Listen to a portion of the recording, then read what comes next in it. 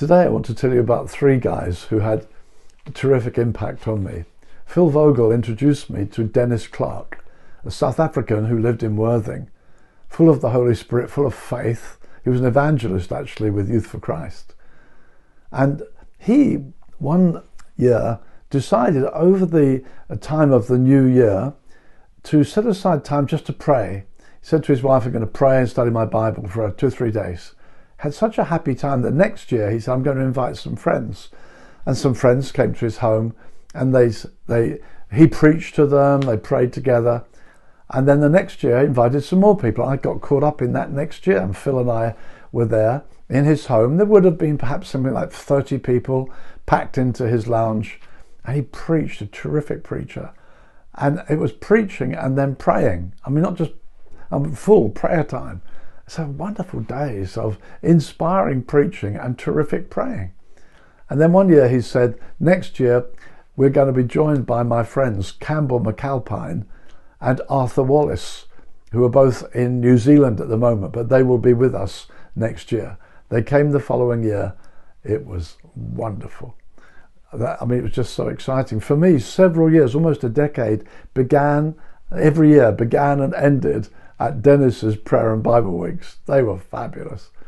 And one year, a guy called Fred Pride, who had responsibility for what was called the Abinger Convention, got filled with the Holy Spirit.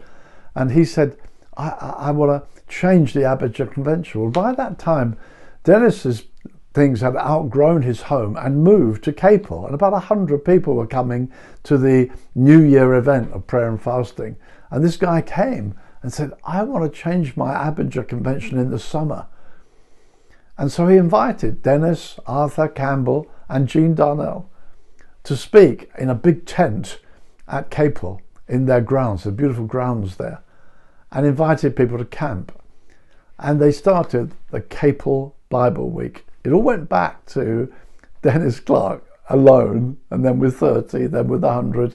And then the summer camp, he said, "Well, I can't make it prayer as well. We're in a tent." So it became a Bible week. And it went for 7 years.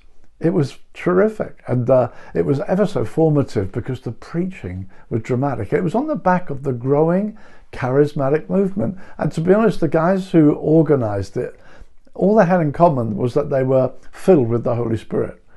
And behind the scenes, there was growing tension because the preachers were preaching a bigger and bigger message. People like Ern Baxter came over from the USA. Bryn Jones preached. Worship was led by people like Gerald Coates and Barney Coombs. The worship was great. It was like the first Bible week. It set the pattern. And hundreds came. Actually, you know, only 750 people ever camped there. Seems tiny now. But on the last year, it ran for 7 years. On the last year, Ern Baxter was the preacher. It's a beautiful summer. They held it in June in the long evenings. And I remember that year, it was so hot and the sides of the tent were put up and people were pouring in the evenings. So there were 2,000 people at that last year in the evenings to hear Ern Baxter preaching extraordinary, powerful stuff. And you know, out from that came the Dales Bible Week, and out from that came, well, the Downs Bible Week, and then Stoneleigh. It's an interesting journey, and at the centre of it was actually Dennis, Campbell and Arthur. Arthur Wallace then went on to become, to be honest, a dear friend. And he was looking for a restored church. He had the passion for the church. His preaching and teaching stimulated me to think much more about the church, not just the charismatic, but God wanting a church, a radical. He wrote a book called The Radical Christian. He was a fine man, a godly preacher.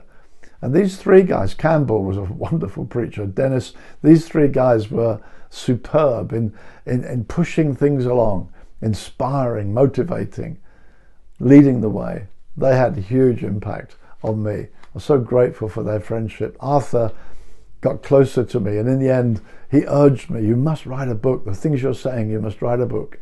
Out of that, I wrote Restoration in the Church. Well, he was the one who pushed me to do that.